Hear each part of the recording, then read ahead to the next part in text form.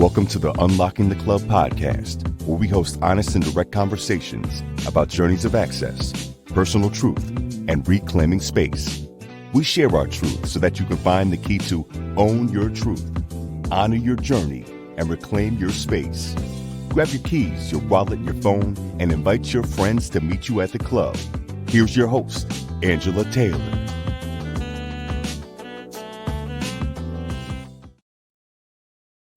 Hello all, I'm your host, Angela Taylor. We're here on Unlocking the Club. And first and foremost, I just want to thank you for joining us again for another episode of Unlocking the Club.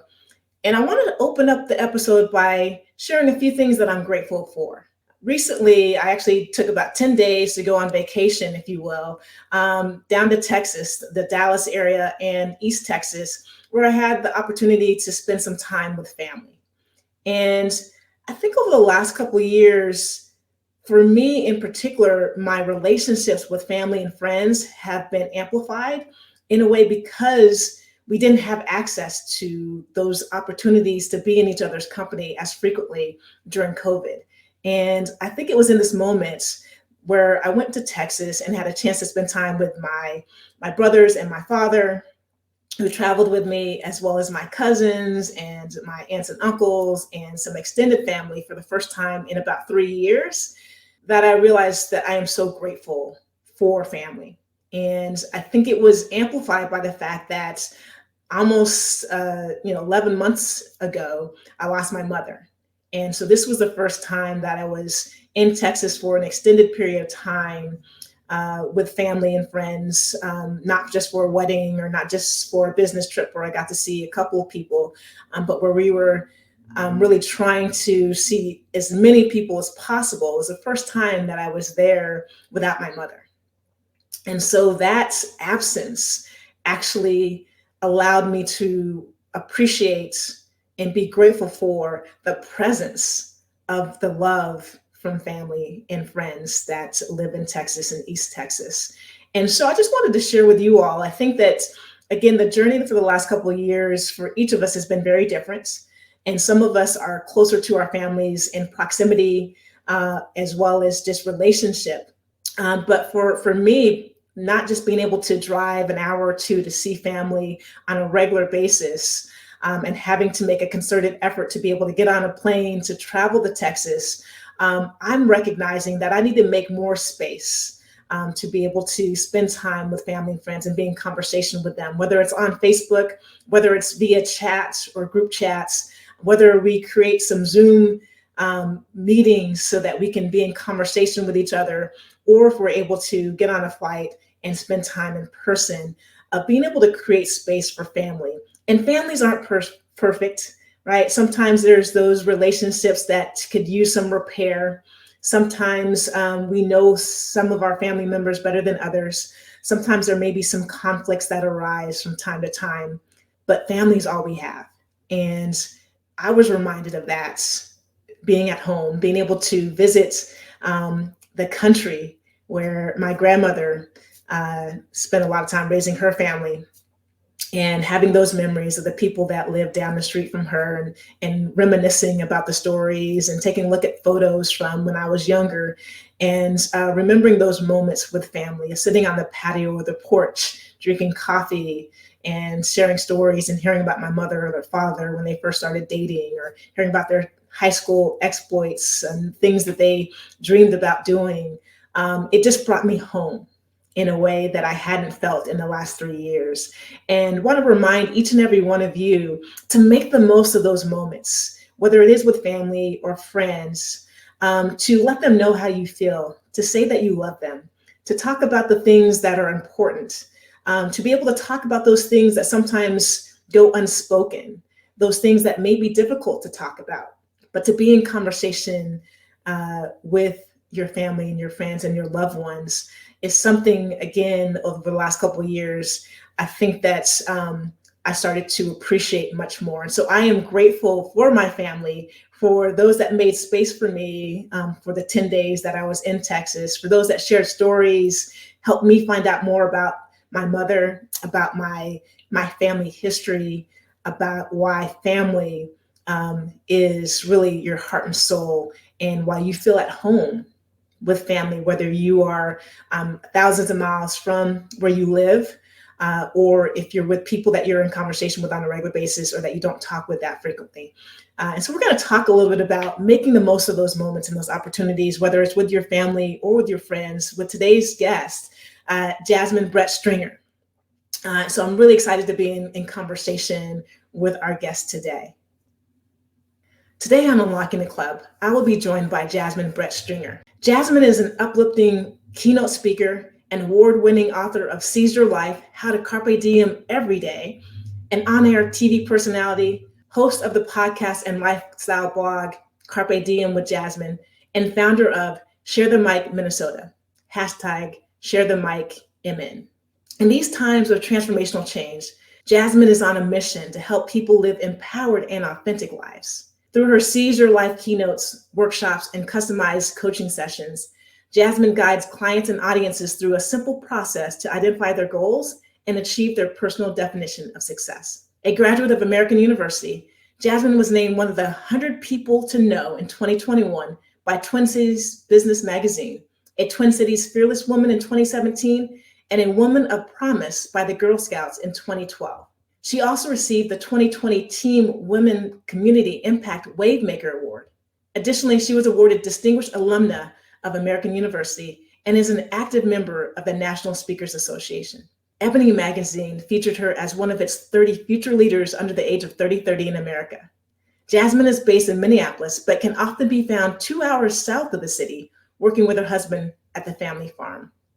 Thanks for tuning in as we unlock the club with Jasmine Stringer. Well, good morning, Angela. Thank you so much for that nice introduction. I was getting teary-eyed listening to you talk about family. We lost the matriarch of my family this summer, my great aunt, and I'm going to come back to like some time that I had with my cousins.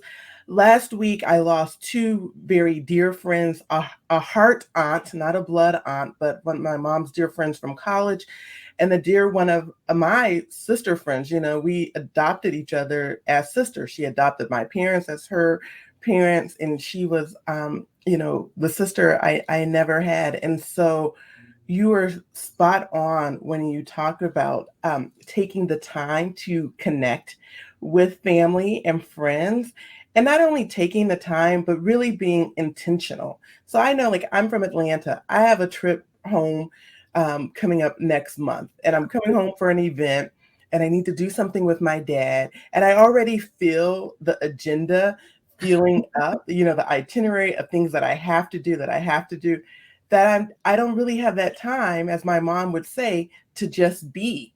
And so now I'm like, what can I readjust in my schedule after listening to you so that I can perhaps stay a little longer, so that I can get that just be time with family where it's not, yes, I want to see you, we're at dinner, and then we're, running off to the next thing. But it's like, yeah, we're having coffee in the backyard, and whatever happens, because it's not like I have to be somewhere in an hour and a half and I only have 45 minutes to be here and I run late, just that I would call it breathing time with your family. Yes, no, you're spot on. And it's wonderful having you on the show today, Jasmine. I agree with you. I think in this Instagram and Twitter world, we oftentimes are looking for those photogenic moments, right? The things that we can post on social media and have all of our friends and family be in awe, like, of those moments.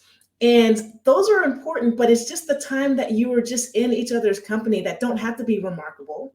That doesn't have to be something that you can take a picture of and post on social media, but is so cathartic and informative and invigorating for each person that you're just spending time with. And I think for me, inside of COVID, I learned that just spending time with yourself and with others is more valuable than having these extraordinary activities or adventures to go on. Like, what have you found? That you're speaking my language, Angela, because that's exactly what I mean when I talk about carpe diem. And when you talk about seizing the day, people think that we have to do these grandiose, do it for the gram, TikTokable moment and experiences. but it's really these everyday encounters of how we show up.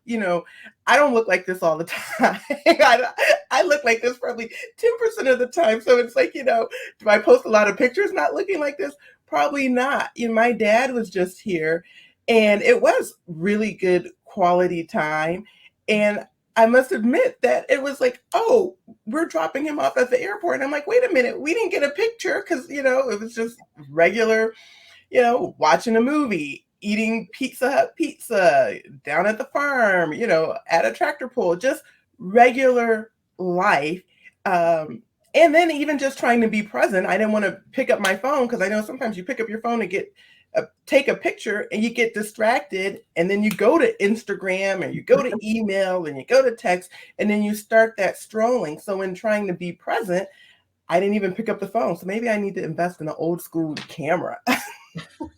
That is true, right? Otherwise, you're getting all the notifications from the emails and text messages, and you're not paying attention to just who you're with. Correct. Yeah. Well, Jasmine, again, thrilled to have you on the show today, exactly for this, because I think that all of us in general, but specifically Black women who oftentimes are there for everybody else and not always prioritizing ourselves, need to carpe diem. Yeah.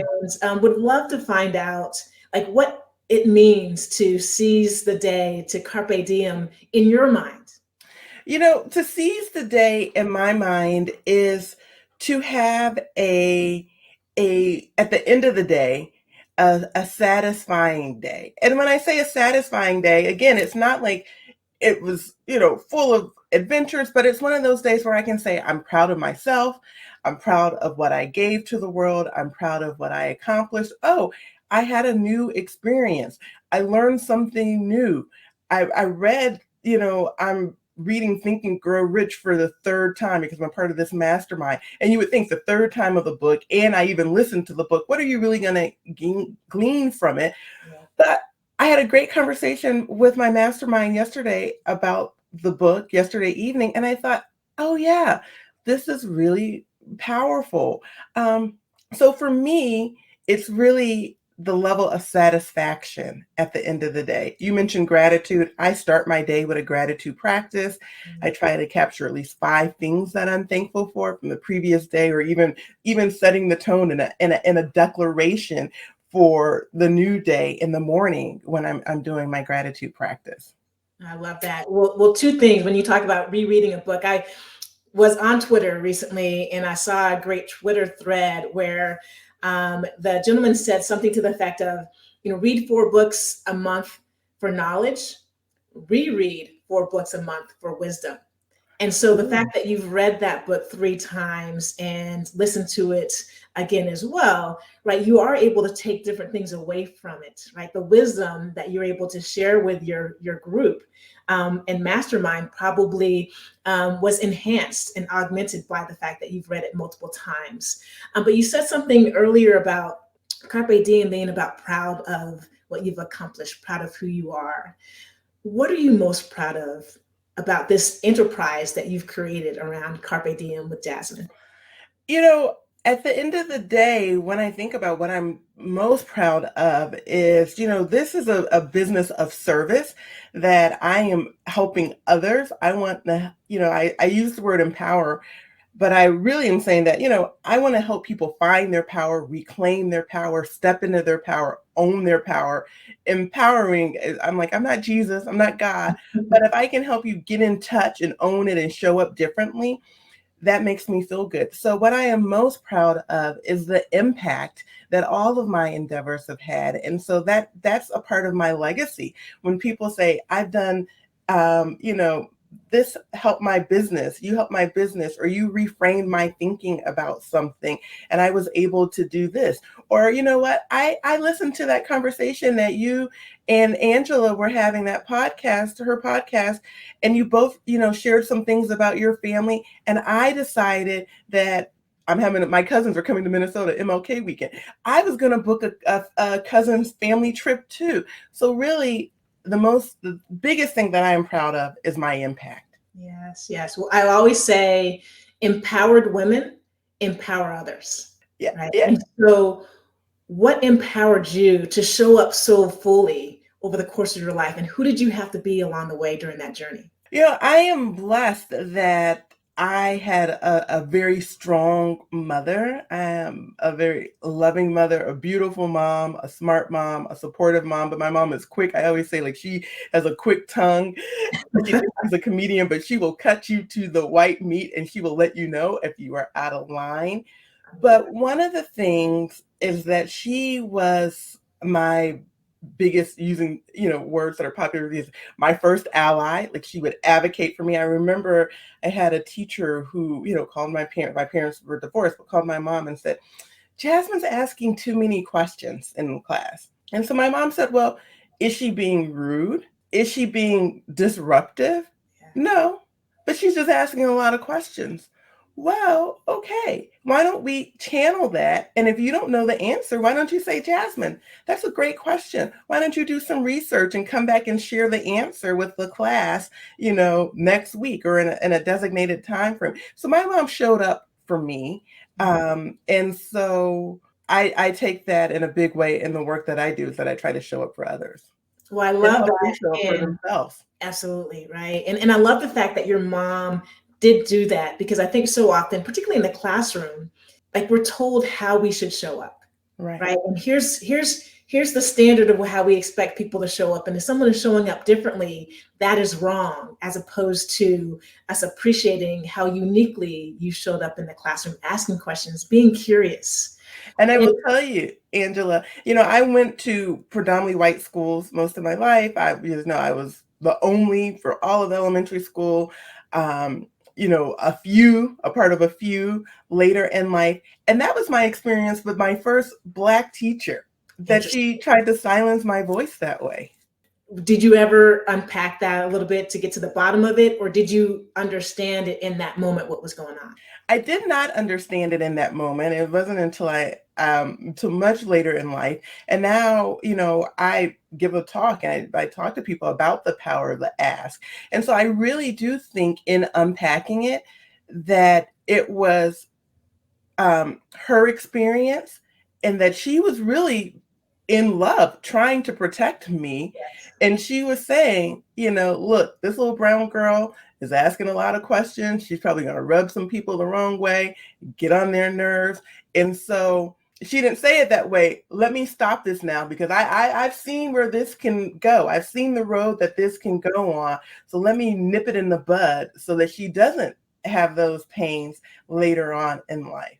And she didn't think about, like, how it could mute my voice, or how it could alter the way I show up in the world, the way I move in the world. But I actually do believe that it was out of a place of love, based on her limited experience. And we all have limited experiences, because people always say, well, what can I help you with? And I always say, my biggest problem is I don't know what I don't know. So if you could go back when you were in a place similar to mine, what did you wish you knew at that time?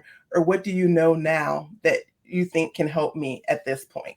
Yeah. No, I think, and that's an important thing to unlock. Like, right, is how we show up as people inside of marginalized or historically excluded identities, like how our experience and life's work may impact how we guide others on their journey. Because I have no doubt that that teacher was trying to protect you from things that she's seen, things that she probably, unfortunately, had done to her. And she didn't want that to happen to this rising star, this bright star, Jasmine Brett, that she had in her classroom.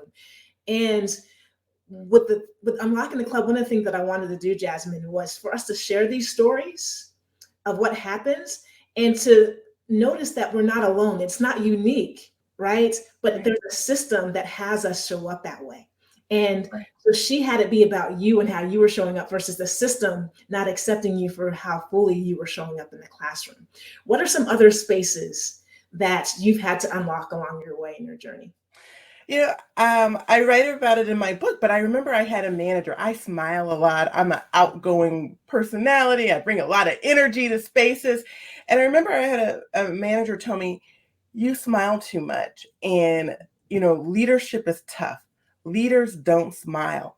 Wow. And so I changed the way I was moving at work. I'm stomping around the office. I got my, resting bee face before it was called a resting bee face. I'm not really engaging with people because, wait a minute, I'm a leader and leaders are tough. And so I've gotten the feedback that I can't smile. I can't be outgoing. I can't interact with people because I need to be tough. And I was killing myself trying to be tough. Because it's like, no, leaders can smile. Maybe you haven't encountered leaders that smile.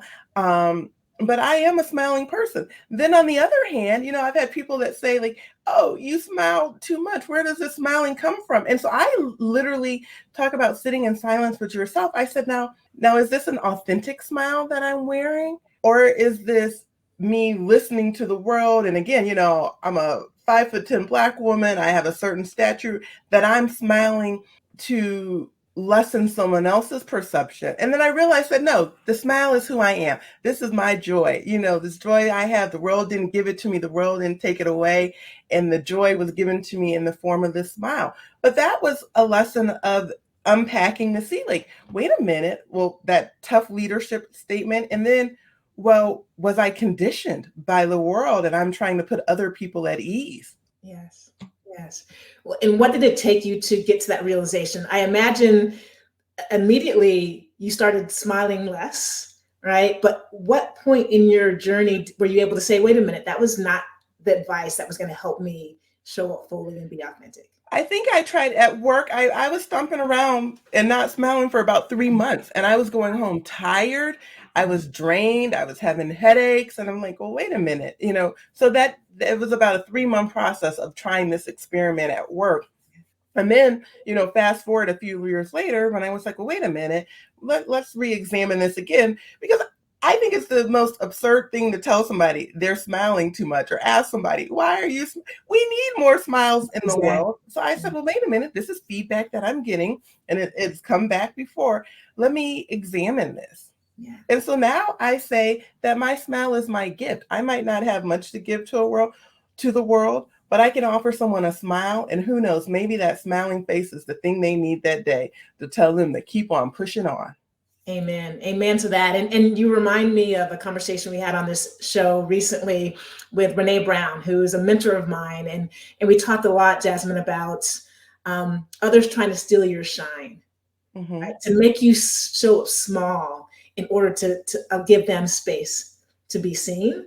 Right. And I think sometimes, unfortunately, and not everybody, right, will give you advice, not because it's advice to help you elevate your standing and your presence, but to actually make others feel comfortable or others be able to have more space in the room. And you talk about your physical presence, so I've had the fortune of kind of being in a space with you. And I get a strong sense that you are a mission-driven visionary, and would love to hear what your life's mission is and how did you discover that, and actually who you had to be to bring that vision to life. Yeah, right. You mentioned I come in taking up space, and so you can't do that. And so I always say that I am on a mission to help people live more authentic, connected, and mindful lives. Now, let's unpack that. What does it mean to be authentic? Authentic is, and this is not my quote, it's a fellow speaker quote, but it's like being the youest you. So who are you? Yeah, I love to paint my face and, comb my hair and get my hair done. But yet I'm Jasmine that likes to play in the dirt at the farm and have my vegetable garden and doing this canning. And so those are two different worlds. You could say, well, how does this person enjoy this and then enjoy this? I also like a glass of Chardonnay. I also love speaking on the stage and engaging and inspiring audiences. But yet I like doing consulting projects where it's like, okay, how can I help an organization connect with a new audience? Or how can I help them increase their engagement? Or how can I help them tell the story of a particular initiative or project? And so Jasmine is very layered. I'm like a good onion, and most people are like good onions. We have a lot of layers. And so in living an authentic life, in helping people live authentically connected and mindful lives, I'm trying to leverage, my layers at the appropriate time. I love to play connector. I think I played connector on your behalf. I was always like, oh, you should know this person. Let me connect you to this person. Because people, we need each other. We are all connected in some shape or form.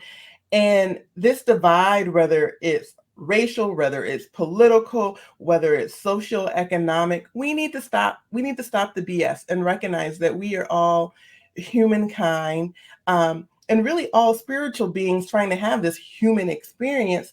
And so what if we were better connected to one another, or just, a little bit more tolerant, and then mindful, which is, we're going to talk about my connection to the game of golf. But Yes. how do you just take the time to just be? How do you just like catch a beat and, engage in what you're doing as opposed to multitasking? Because we are, and I'm like guilty of it. So I'm always like, oh yes, I need to practice this. Like I said, I want to get a regular camera, because I know it's so easy for me to get caught up in this phone. So the more I can be away from it, the better it is for me to be a mindful person. Yes, yes. And I love just being able to understand how you can just be. And for you, who again has all these career accomplishments, you are action oriented, results driven, being able to just be, right? To be quiet, to be in wellness with yourself, I imagine is a little bit of a challenge. And I'll just tell you a little story. When I was in New York City, I lived in New York City for about 10 years. And I had a classmate and a teammate from Stanford, Jennifer Azzi, who was out in New York visiting. And she asked me a question one evening at dinner, and she was like, have you ever taken a look at a FedEx truck and noticed the logo? And I was like, this is the most random question. I'm like, yeah, it's like, orange and purple, Jen, like, no big deal. Like, answer the question. Let's move on to the next topic. And she's like, no, have you really ever looked at the logo? And she's like, I challenge you the next time you see a truck to look at the logo and see if you see something that you haven't observed, or at least that you haven't mentioned to me. So the next day, I'm on the subway heading to work, get off the subway, and there's a FedEx truck on my way to the office. And I look at it, and I spent about 5 minutes sitting there looking at the logo. And I finally saw it. I saw that arrow going forward. And I had never seen it before. And I realized what the message was she was trying to convey to me. Like, I had been living in New York, and I was caught up in being in New York, of having something on my schedule every single day to go out to a concert, to go to dinner, to see this, to go to the park, all of these things. And I wasn't just consuming and absorbing myself and who I was, and pausing to recognize what was fueling me, what I needed, how I wanted to be better, what I could give to others, what I was learning from others, all of those different things. And it taught me to be present. Like, I was in New York City, but I wasn't present to everything that was around me. I was just present to the things that I was doing.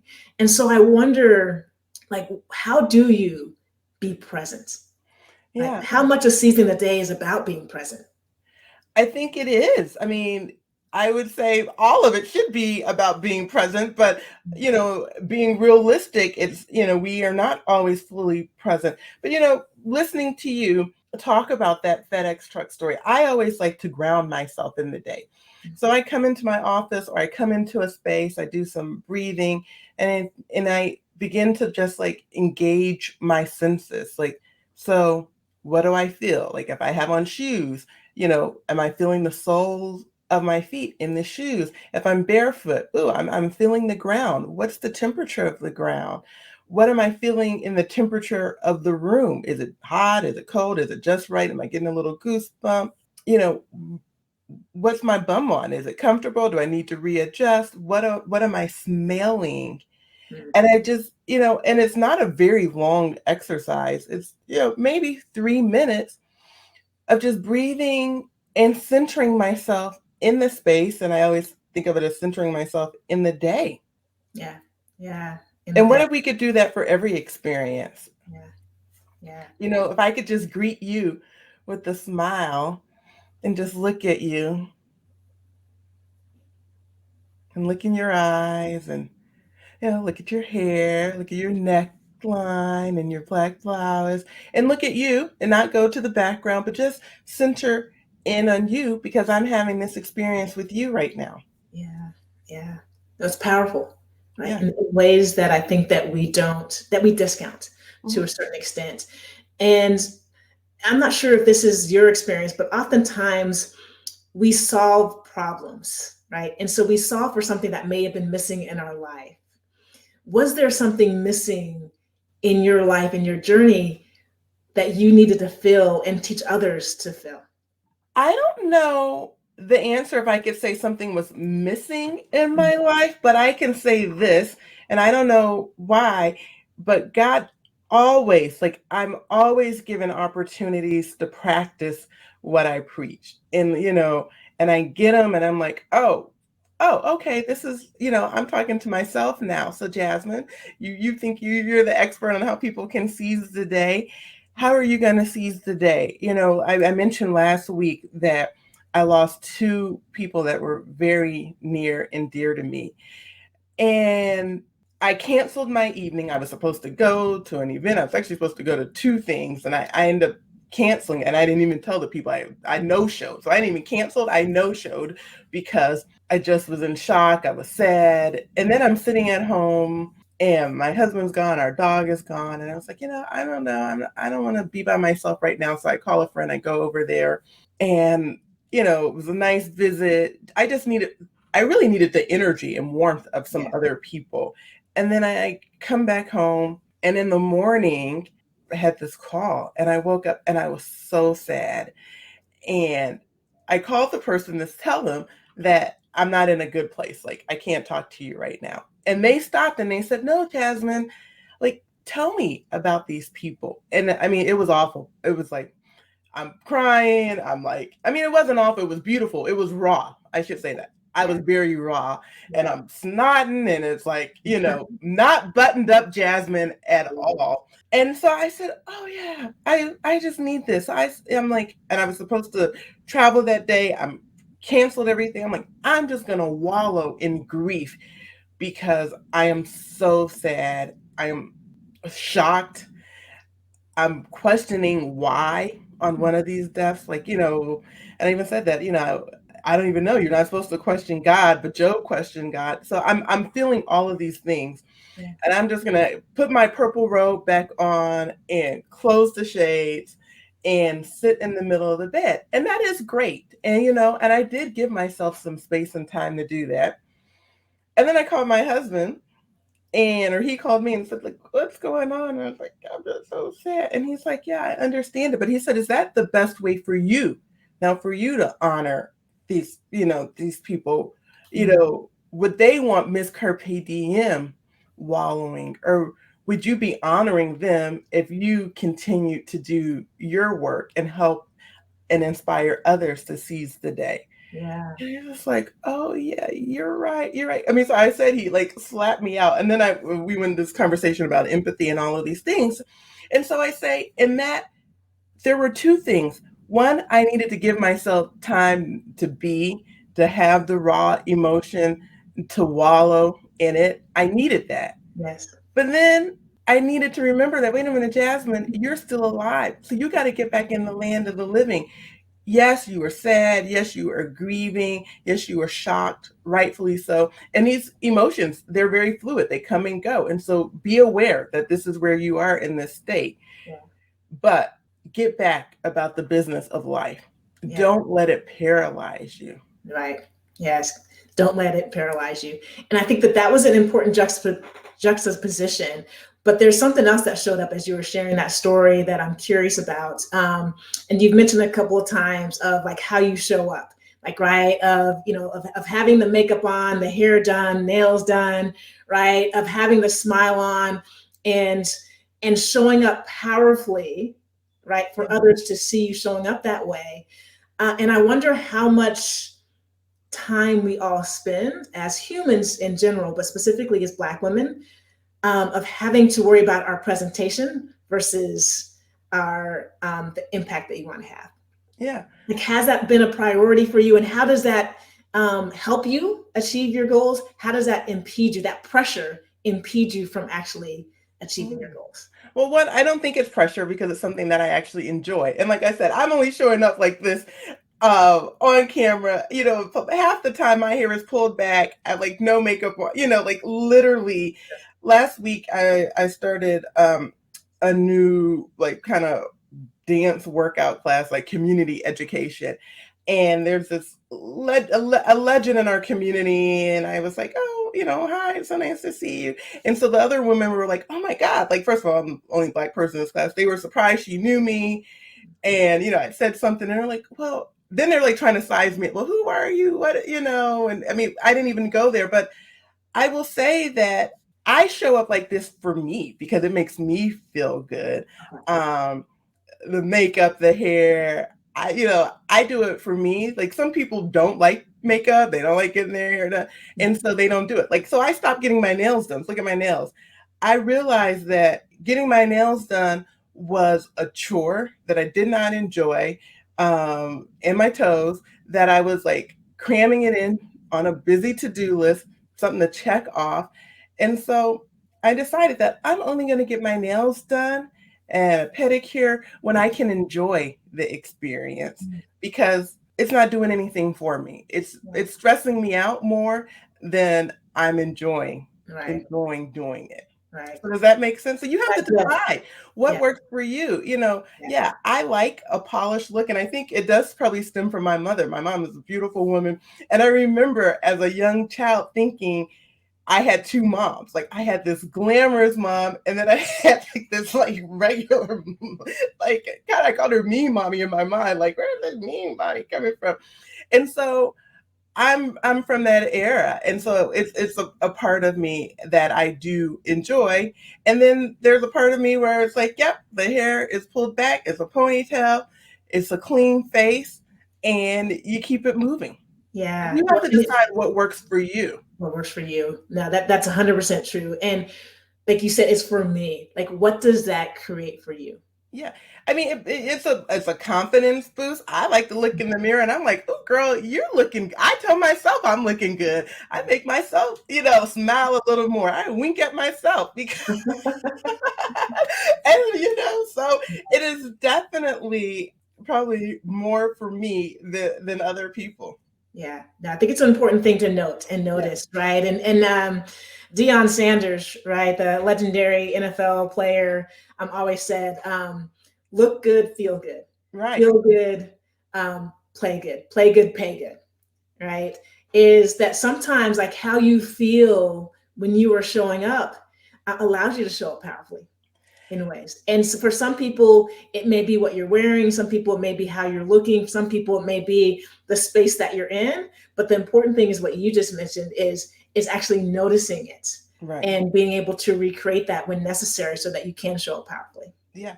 I love that. Back when I was in college and I didn't even know, I think Deion Sanders played for the Falcons, I believe. Didn't he play for the Falcons? Showtime, right? Is he Showtime, Deion? I'm not the biggest sports person. Prime time. Yep, prime time. Oh, prime time, not Showtime, prime time. But even when I was in college, like, I would dress for success. So I say dress for success. And I didn't go to a HBCU where you had to dress up for test or because you were in the business school, but I always dressed on test days or presentation days because I was dressing for success. So maybe it's just a part of my upbringing, but I do believe in that. I feel differently and I show up differently when I'm dressed differently versus not dressed differently. And there's a time and place for everything. Like I said, 90% of the time it's a ponytail because nobody's seeing me. I'm seeing myself. I'm seeing a dog. I'm seeing my husband. But then sometimes it's just me and I need to dress for myself still. During the pandemic, I will never forget, it must have been December 2020. We're feeling down, like, pandemic, what are we going to do? I was like, I have this great closet full of clothes that I've been, somewhat wearing, but not really. I'm not going to any holiday parties.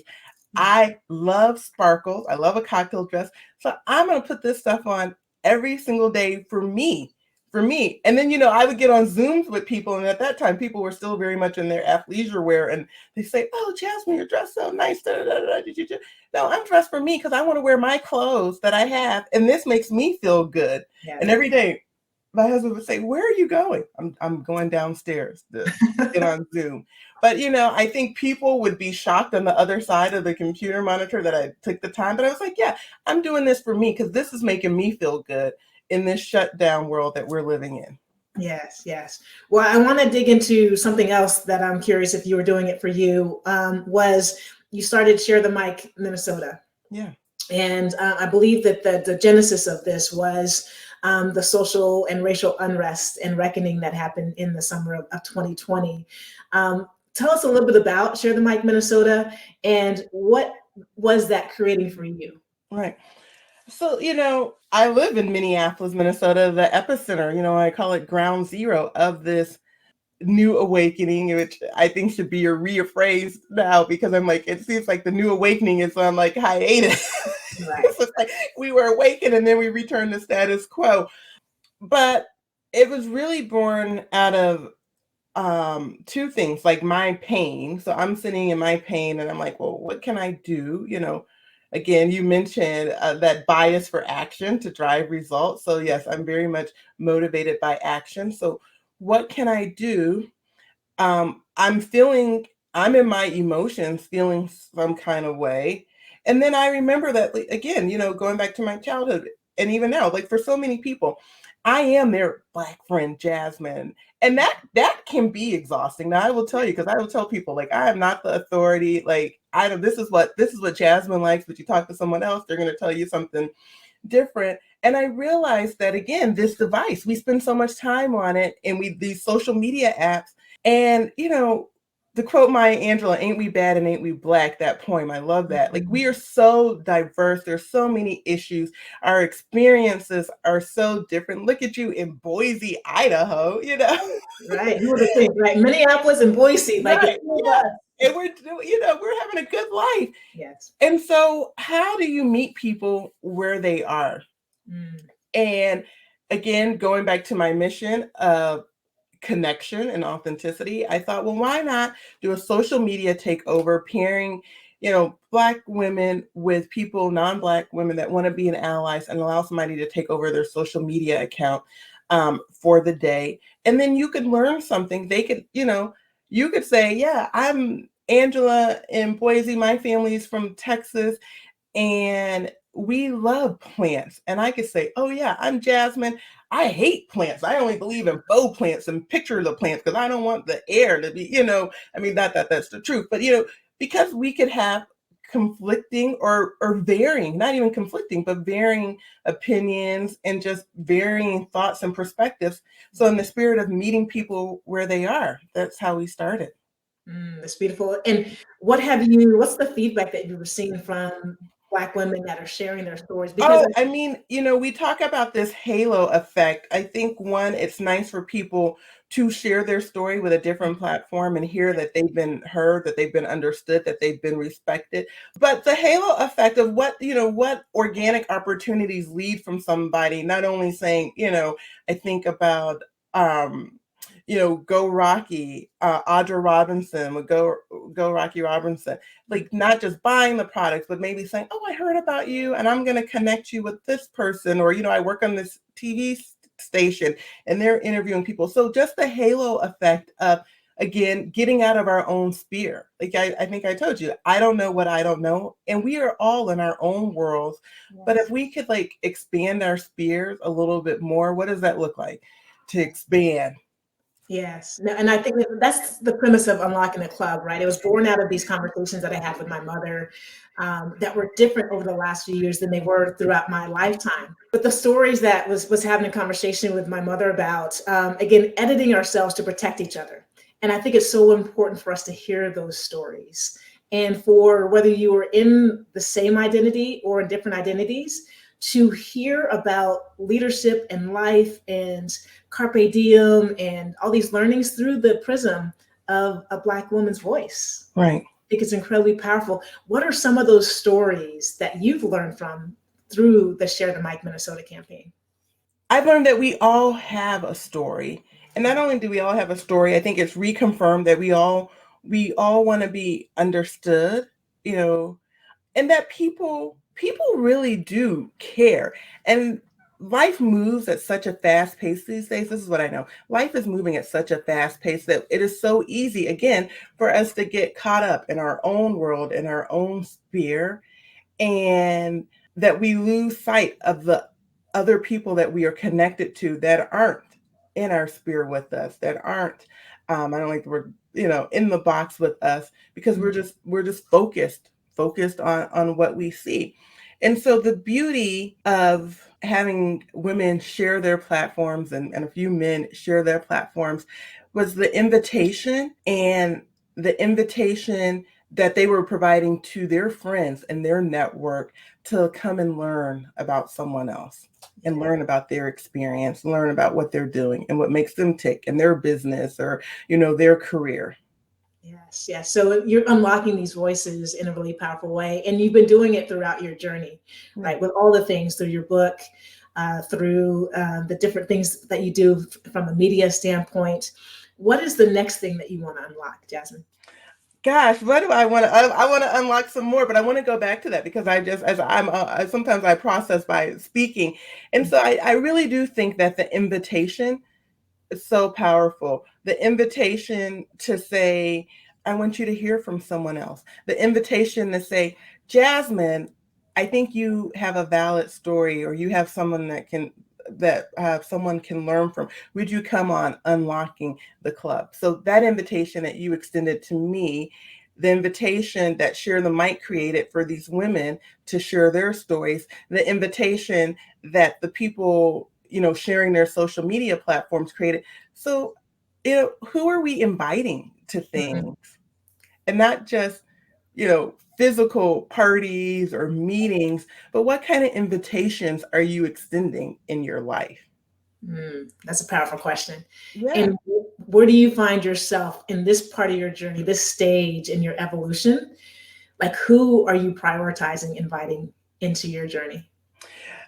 It's funny because sometimes I'm like, oh, what's the song? No new friends. I don't need, but I cannot do that because it's not me. I mean, I love people, so I meet people at the grocery store. I met my husband in baggage claim. I Oh my mean, goodness. so I've always, my mom says, you've always picked up people.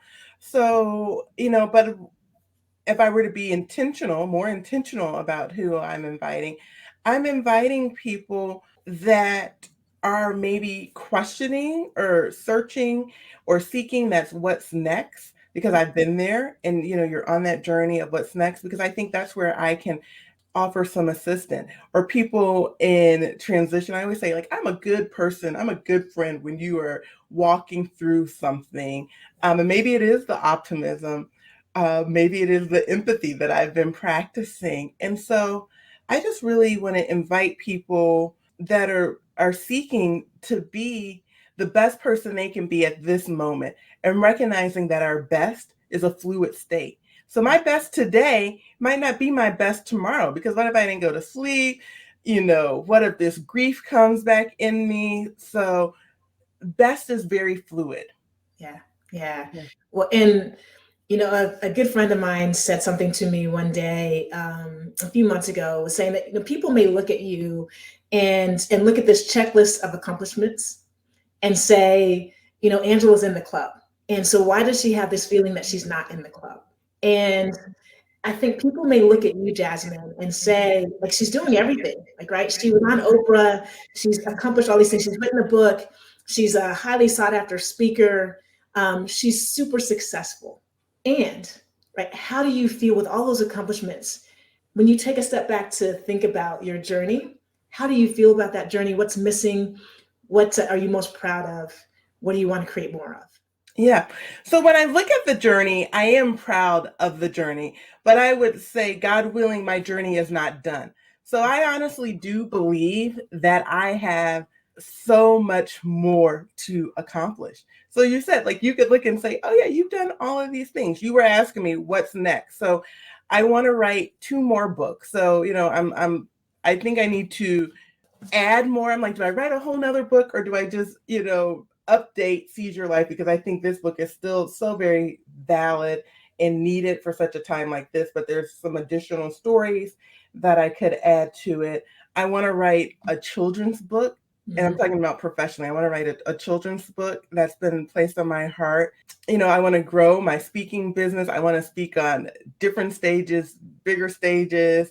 Now that the world is moving forward and we are traveling and moving around, I want to get on the plane a little bit more. I'm going to go across some ponds, across some oceans, go to some different continents and speak, because before I had the opportunity to speak in the UAE for several years. I've spoken in Brazil, so I enjoy international audiences, and I would like to do that. I want to crack the streaming nut.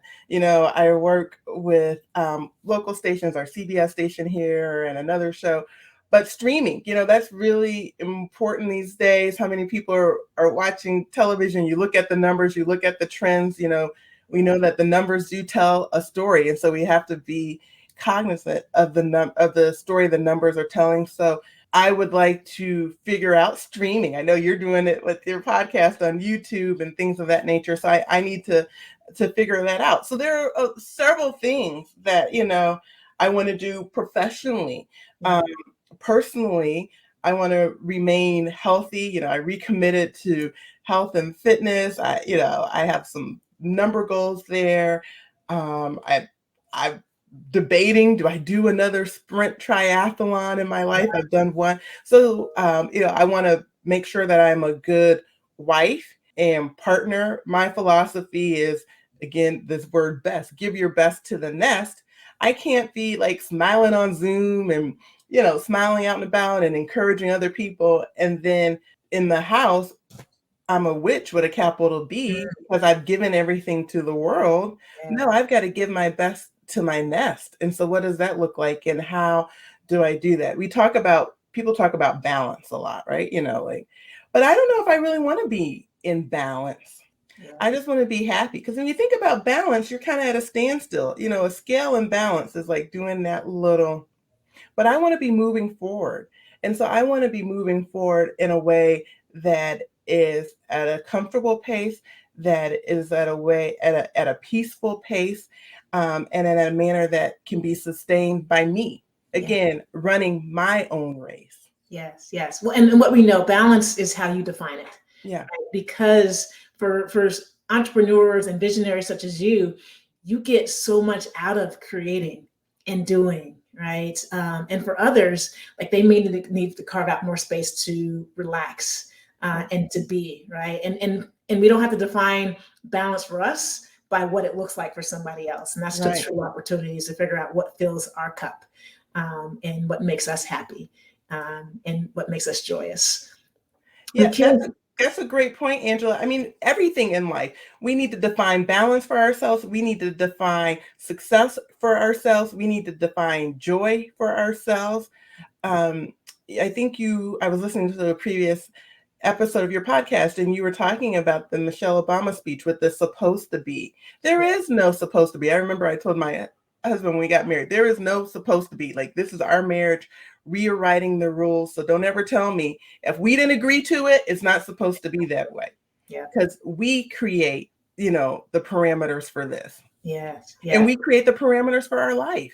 Absolutely. So as you continue to create the new parameters for Jasmine and all these boundaries that you are tearing down, kicking down, what is important about that to you, of writing 2 more books, a children's book, of traveling, of doing more speaking? What's important to you, Jasmine, at the end of the day? Why is this important? Because it's an incredible amount of time that you are dedicating to building this enterprise. Yeah, I mean, at the end of the day, you asked me, like, what does success look like for me? And it is the impact. And so I want to reach and teach and connect with as many people as I can. And so that's why it's important to me, because that will maximize my impact. That's what I'm trying to do. Legacy work right there. like leaving a legacy. So powerful. Well, we're here on Unlocking the Club. I'm your host, Angela Taylor, and we're having another extraordinary conversation with today's special guest, Jasmine Brett Stringer. And I have a few more questions for Jasmine on the back nine. So we'll be right back on Unlocking the Club.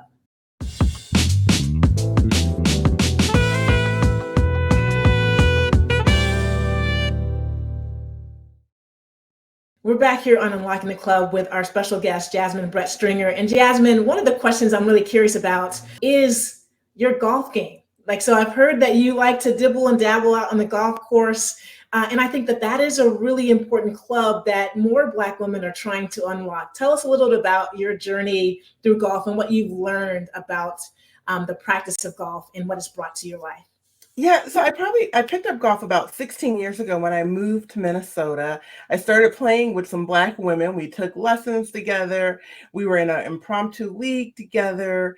And then life happened. I joined a league at work. I got laid off. I played a little, but then I kind of stopped playing. And then I picked the game back up during the summer or last summer, and I really enjoyed it. So I should say the summer of 2021. And I was like, oh yeah, I missed golf. And I made a commitment this year that I was going to sign up for a league. I wanted to play more. And I have a friend. I actually have two girlfriends, Black girlfriends that are into playing golf. And so one of them is a sub in the league. Another one we play every weekend together. And it's been a lot of fun. And I will tell you that, a lot of people think we play at municipal courts, so I'm playing a round of golf with a cart for like under $35. And so to me, I describe golf as my yoga practice. Yeah. So it is a practice of mindfulness. It's a practice of connection because I play, whether I'm playing with my husband or a friend, you're getting like quality time together. We're being mindful. I have to be mindful. Like I can't worry about what's on email, what's on Instagram. I can't listen to a podcast. I can't multitask and play golf well. Yeah. And it's a challenge, and it's a self-challenge because even though you're playing with other people, you're playing against yourself. And one of the things that I enjoy about the league is that I'm playing the same course. And so I get to see like, how am I doing? And it actually is a lot of fun. It is. It really is. And I think that there's so many Black women who hesitate to even consider playing golf, but it's brought the same thing to me. When I lived in Minneapolis, people were trying to get me out on the golf course because it's finally beautiful and, in late May, and you have this summer to be out on the links. But I was like, golf is not for me. And I wish I had taken it up way back when, because it really is. It's cathartic. You're out in a beautiful space, playing this game that is physically and mentally challenging. And honestly, it's unlocking the club. And every conversation that I'm on, if I'm playing in a mixed group with people that I don't know, I come away with people in my network, people that right. I can do business with, or people that can actually leverage my businesses and want to partner on some different things. So I love that you're in these leagues, and I love that there's a group of Black women in Minneapolis that are playing golf and unlocking that particular club. Yeah. I will say I regret not playing golf. In my earlier days, I started my career in sales. And I remember when I lived in Alabama, I had the opportunity to play the Robert Trent Jones Golf Trail like every single month with my client.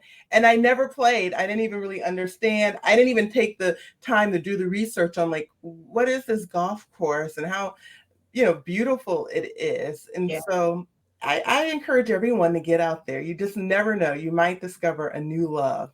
You just may. And I think that's a really important thing, because for me, one of the reasons I didn't understand the game, like everybody I knew that played golf was always frustrated when they got done playing a round of golf. But I also didn't see anyone that looked like me playing golf. And so I wasn't quite sure if it was a space for me. But I think there's a lot of those spaces that we may not see representation and may not think it's a place for us, but it just may. If it's something that you're interested in, just try it out. Is there anything else, Jasmine, that you are currently like a little bit hesitant to do that maybe you should be willing to try out, to learn, to grow, and to add into your bucket of things to do? Let's see. What am I hesitant to do? I'm not hesitant on too much. I don't like heights, so I will say that. I don't know what I can do about heights. Right. You know, I did hear this amazing speaker talk about skydiving and just the whole experience. And I don't know if I'm there yet to try skydiving or even go in that building. I think it's called Sky and do the skydiving experience.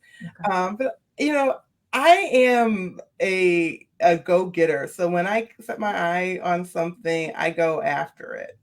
I love it. I love it. Well, one last question, and then we want to hear where we can find you. What do you do to center yourself? Yep. So every morning I do a spiritual reading. Before I get out of bed, I do my gratitude practice. And I mean, I've talked a lot about phones. I actually do them all on my phone. I read this thing every morning. I write in this app, and I actually add a picture to my gratitude journal every single day. I think gardening, something that I do in the summertime, it like connects me to nature. Even when I'm not at the farm, I love flowers, and I realize I think these flowers and these plants are connecting me to nature. So those are centering and grounding practices that I didn't know I was doing them to be grounded. But I find when I'm feeling out of sorts, not out of balance, but out of sorts for me, that touching the soil, touching a plant, even cutting the bottoms off of a flower, do something for me. I've always been a big candle lighter. I even travel with Oh, a wow. candle. Okay. So something about lighting a candle and just seeing the flame, again, it's kind of like that grounding practice that I discussed earlier. It means something to me. I remember my mom always saying, "What's up with you and these candles? Are you having a seance?" But it's just a small act that carries a lot of weight and has an impact in my life. Mm, all amazing things to do. And gardening is a place we'll have to have another conversation about that. Like I'm new to gardening, and it really is grounding for me in unique ways. I'm learning over the last couple of years in COVID of how much I value being outside. Like Yeah. golfing, gardening, those sorts of things do ground me in ways that I hadn't discovered previously. I agree. Awesome. Awesome. Well, thanks, Jasmine. Jasmine, you're doing a lot of amazing things. You have a lot of projects going on now and coming up. Where can people find you? So people can find me online at Carpe Diem with Jasmine.com. That's Carpe Diem with Jasmine, JASMINE.com. You've had the social handles scrolling on the screen, Carpe Diem JBS. The book, Seize Your Life, How to Carpe Diem Every Day, is available on Amazon, available on my website. And hey, if you're looking for a engaging and inspiring speaker, please consider bringing me in for your next event. Highly recommend. Your audience and participants will be energized. They'll learn a lot, and they'll learn how to seize the day.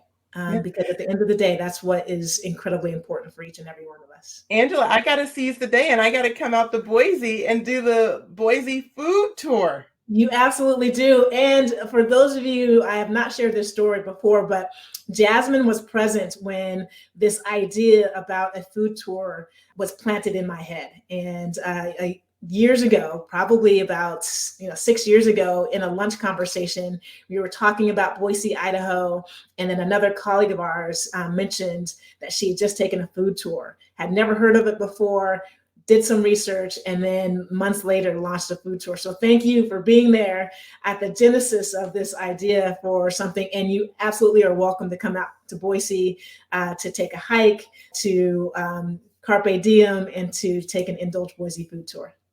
I love it. Thank you. I'm definitely going to take you up on that. Awesome. Awesome. Thanks again for joining us today on Unlocking the Club. Wow, another fantastic episode of Unlocking the Club. I'm your host, Angela Taylor. Thank you all for joining us for another conversation. Learned so much from Jasmine Stringer about seizing the day. And it really is about that. Life is about those moments that sometimes we step over and we don't notice, or we don't take the time to enjoy, or the time to actually appreciate what's important to us.